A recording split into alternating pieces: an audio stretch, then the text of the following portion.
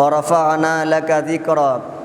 ওগো বন্ধু মুহাম্মাদুর রাসূলুল্লাহ, আপনার শান, আপনার সম্মান, আপনার গুণগান দুনিয়ার কেউ বাড়ায় নাই, বুলন্দ করে নাই, বরং আমি আল্লাহ পাক রব্বুল আলামিন নিজেই আপনার শান, আপনার সম্মান, আপনার গুণগান অনেক উপরে তুলে দিয়েছি। জবান খুলে বলুন সুবহানাল্লাহ। কেমনে উপরে তুললো এটা মুফাসসিরিনে কেরাম উল্লেখ করেছেন। জিবরাইল আলাইহিস সালাতু ওয়াস সালাম হুজুরে আকরাম সাল্লাল্লাহু আলাইহি ওয়া আলিহি ওয়াসাল্লাম ওনার দরবারে এসে বললেন, ইয়া রাসূলুল্লাহ, ইয়া হাবিবাল্লাহ, আপনি কি জানেন আপনার শান, আপনার সম্মান, আপনার গুণগান আল্লাহ পাক রব্বুল আলামিন কেমনে উপরে তুলে দিয়েছেন?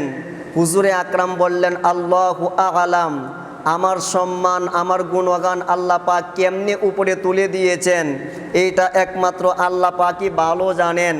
তখন জিবরাইল আলাইহিস সালাতু ওয়াস সালাম বললেন, নবী গো, আল্লাহ পাক আমাকে জানিয়ে দিয়েছেন, ইজা যুকিরতু যুকিরতা মাই। ও বন্ধু মুহাম্মাদুর রাসূলুল্লাহ, সৃষ্টির যেই জায়গার ভেতরে আমার আলোচনা হবে, আমার জিকির হবে, অবশ্যই অবশ্যই সেই জায়গার ভেতরে আপনি রসুলেরও আলোচনা হবে, আপনি রসুলেরও জিকির করা হবে। জবান খুলে বলুন না সুবহানাল্লাহ। এজন্যই তো কালিমায় একদিকে আল্লাহর জিকির আর একদিকে রসুলুল্লাহর জিকির। আজানের ভিতরে একদিকে আল্লাহর নাম আর একদিকে রসুলুল্লাহর নাম। একামতের মধ্যে একদিকে আল্লাহর নাম আর একদিকে রসুলুল্লাহর নাম। নামাজের মধ্যে একদিকে আল্লাহর নাম আর একদিকে রসুলুল্লাহর নাম। কবরের ভিতরে একদিকে আল্লাহর নাম আর একদিকে রসুলুল্লাহর নাম।